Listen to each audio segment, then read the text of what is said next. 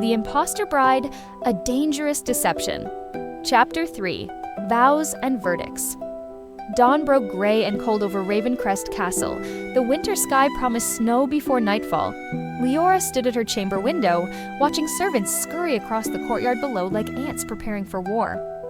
Today, she would speak vows that would bind her to a man who suspected her deception in front of witnesses who would see her burned alive if they knew the truth. The wedding gown hung from the carved wardrobe like a ghost. Ivory silk overlaid with ashenmore lace that had taken 20 seamstresses 6 months to create for a princess who would never wear it. Tiny pearls caught the morning light, each one worth more than her family's bakery had earned in a year. "Your Highness," Mira's voice barely rose above a whisper as she entered with a tray of bread and honey. The young maid's hands shook as she set it down. "Lady Verity says you must eat something." Leora turned from the window, studying the girl's frightened face. At 14, Mira was the same age Leora had been when she'd first started working in her mother's shop, flour permanently embedded under her fingernails, dreaming of nothing grander than a feast day dress. Now she was about to marry a prince who collected hearts like trophies. "Thank you, Mira," she said gently. "Will you help me with my hair?" The girl nodded eagerly, grateful for any task that might delay the inevitable. As Mira's gentle fingers worked through the elaborate braiding required for a royal bride, Leora caught sight of herself in the polished mirror. The reflection showed a stranger, skin pale as candle wax, golden hair gleaming with silver threads, eyes wide with barely controlled terror. Princess Renessa would not be terrified, she reminded herself, perhaps nervous, but not paralyzed with fear.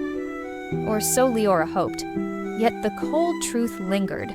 Renessa had chosen death rather than face the prince. Heavy footsteps in the corridor announced Lady Verity's arrival. The older woman swept in like a storm cloud, her face set in lines of grim determination. "The ceremony begins in 2 hours, Verity announced without preamble. "The prince's retinue is already in the chapel. His Majesty of Blackthorn travels with minimal escort, only his personal guard and his advisor." Something in her tone made Leora look up sharply. "His advisor? Sir Caspian Thorn," Verity said, her mouth tightening. "The prince's right hand. Some say his only friend, though friendship is not a word one associates with the Wolf of Blackthorn." She moved to the wardrobe, lifting the wedding gown with practiced efficiency.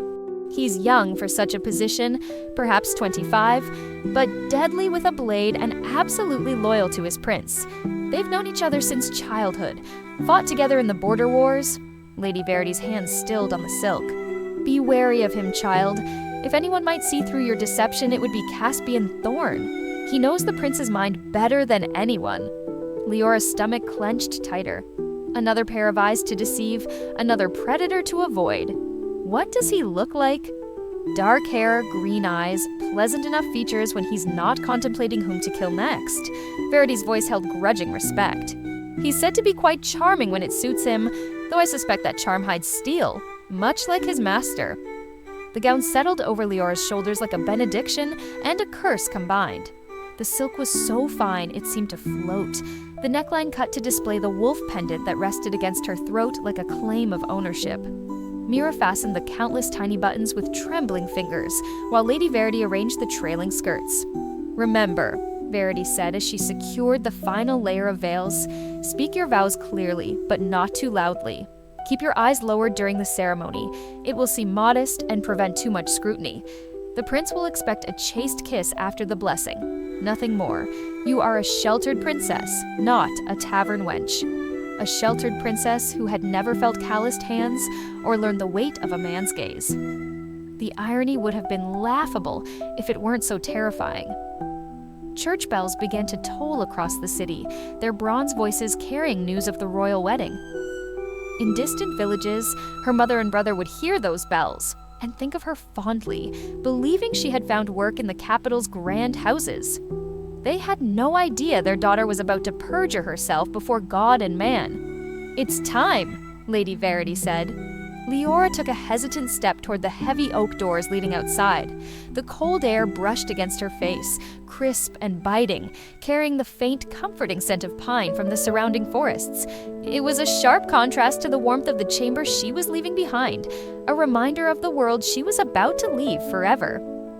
The great chapel of Ravencrest had been transformed into a vision from the old stories. Every pillar wrapped in white silk and winter roses, hundreds of candles casting golden light across ancient stones. Noble families from both kingdoms filled the pews, their finest silks and velvets creating a sea of color. At the altar, Archbishop Donald waited in ceremonial robes that gleamed with gold thread. And there, standing with military precision, was Prince Alaric. Even knowing what he was capable of, even with terror clawing at her chest, Leora's breath caught at the sight of him. He wore black velvet cut sharp as a blade, the fabric embroidered with silver wolves that shimmered like starlight under the chapel candles. A silver circlet, darkened with age, rested on his brow, and the wolf sigil at his chest caught the light like a warning.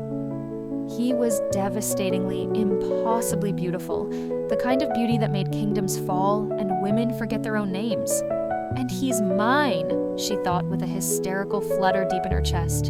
Her heart hammered painfully against her ribs, breath catching in a sudden, sharp gasp. The silk of the gown felt impossibly heavy now, as if the weight of the crown and the throne rested on her shoulders as well. Beside him stood a man who could only be Sir Caspian Thorne. Tall and lean, with dark hair and the easy posture of someone comfortable with violence, he watched the assembled nobles with sharp green eyes. When his gaze found her, she saw intelligence there, and something that might have been curiosity. The wedding march began, played on organ pipes that had sung for 3 centuries of royal brides. Leora took her first step down the aisle, her silk slippers whispering against stone worn smooth by countless feet. Every eye in the chapel turned to her, cataloging her every breath. Left foot, right foot, breathe. Her pulse thundered in her ears, each step a battle to keep her trembling hands from betraying her. The scent of wax and old stone filled her nostrils, mingling with the faint perfume of winter roses pinned to the altar. Her throat tightened and she swallowed hard, tasting the faint bitterness of fear on her tongue.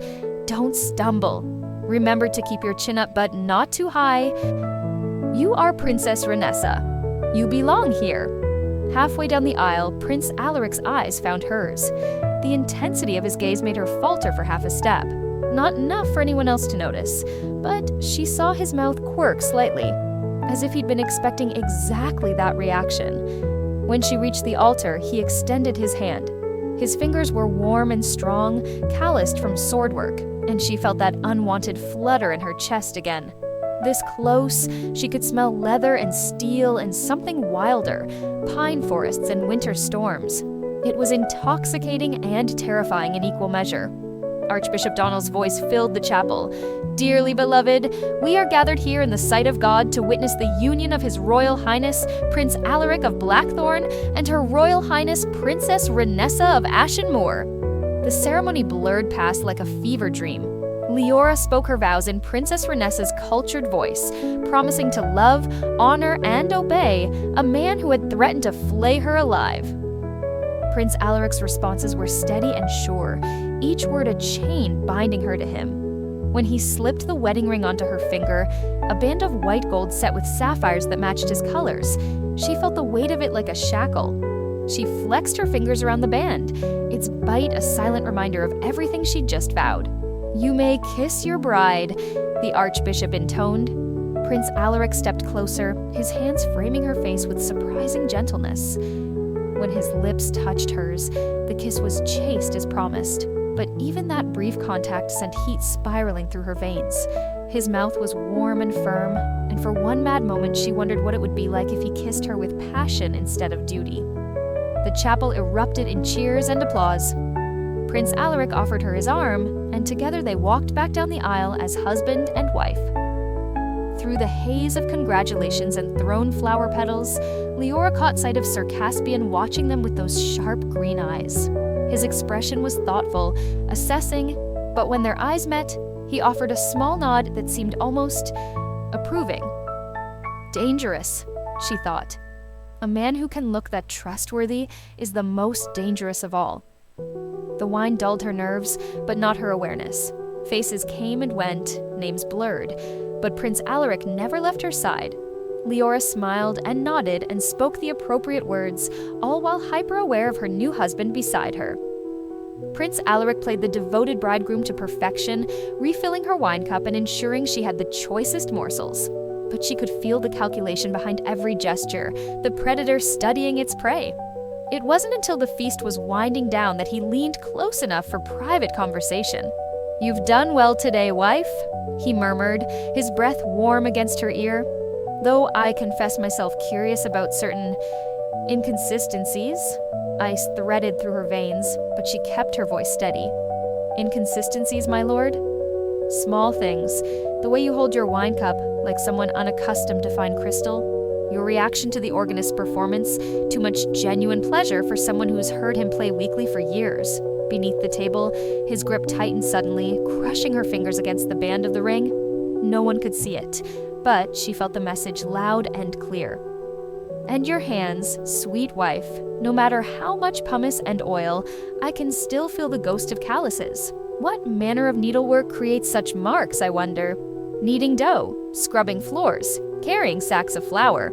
She forced a small laugh instead, burying the truth beneath practiced ease. "You flatter me with such attention to detail, husband. Perhaps marriage has made you observant. Perhaps. Or perhaps I've learned the value of careful observation when one's life depends on distinguishing truth from deception." Before she could respond, Sir Caspian appeared at the prince's shoulder. "Your Highness, forgive the interruption. The horses are ready when you are." Prince Alaric's attention shifted to his advisor, and Leora caught something passing between them. Not words, but understanding born of years fighting side by side. It was almost intimate. The kind of wordless communication she'd seen between her parents after 20 years of marriage. "Thank you, Cass," the prince said, and the casual use of the nickname spoke volumes. "We'll depart within the hour." As Sir Caspian moved away, Leora found herself watching him with unwilling curiosity. There was something compelling about the easy way he moved, the quiet confidence that needed no announcement. When he paused to speak with a servant about the luggage, something in his demeanor disarmed her completely, an absence of the calculation she'd grown used to reading in courtly faces. She shoved the thought aside. You have enough dangerous men in your life without noticing another one. But even as she turned her attention back to her new husband, her mind circled back to the way Caspian had looked at her, studying but not accusing, not with suspicion or calculation, but with something that might have been welcome. "Come," Prince Alaric said, rising from his chair. "It's time to depart for Blackthorn. I confess myself eager to show you your new home." The way he said it made her shiver, not with cold, but with the promise of things unsaid. As she took his offered arm and walked from the Great Hall, she caught one last glimpse of Sir Caspian organizing the departure with quiet efficiency. 3 hours later, Leora sat in a luxurious carriage that bore the silver wolf of Blackthorn, watching Ravencrest Castle disappear behind them. The countryside rolled past in shades of winter brown and gray, each mile taking her further from everything she'd ever known. Prince Alaric sat across from her, apparently absorbed in correspondence. But she could feel his attention like weight, measuring her every breath. The wedding ring felt heavy on her finger, a constant reminder of the vows she'd spoken and the man she'd bound herself to. Through the window, she could see Sir Caspian riding alongside the carriage on a magnificent black destrier. He rode his horse like he was born to it, completely at ease despite the bitter cold. When he caught her looking, he touched his fingers to his forehead in a casual salute that made her pulse skip inexplicably. "He's quite striking, isn't he?" Prince Alaric's voice made her jump. She turned to find him watching her with dark eyes that gave nothing away. The parchment now lay forgotten on his lap. "Caspian, my right hand," he said softly. "I've seen that look on many ladies' faces, and a few gentlemen's too. He has a certain magnetism." There was something dangerous in his tone, like ice cracking under weight. "Of course, he's absolutely loyal to me. Has been since we were boys. I trust him with my life." The unspoken threat hung in the air between them. But what she really heard was, "You're the threat? You're the one I don't trust." "He seems capable," she managed. "Capable? Yes, that's one word for it." He set the folded parchment aside with a quiet finality. "Tell me, wife, what do you think of loyalty?" We spoke of it last night, but I find myself curious about your deeper thoughts on the subject. Another test. Another trap. She met his gaze directly, drawing on the same reserves of courage that had carried her through the ceremony. I think loyalty must be earned, my lord, and once given it should be absolute. Earned, he repeated thoughtfully. Most interesting. In my experience, loyalty is either innate or impossible to create. One is either trustworthy or... He shrugged eloquently. Or what, my lord? His smile was beautiful and terrible. Or they learn the price of betrayal. As I mentioned last evening, outside, snow began to fall in fat, lazy flakes that caught the dying light like scattered diamonds. Each one that struck the carriage window melted instantly, leaving trails like tears. Leora pressed her palm against the cold glass and tried not to think about the man riding through that snow for her sake, or the way her treacherous heart had skipped when he'd smiled at her. She couldn't afford that kind of distraction.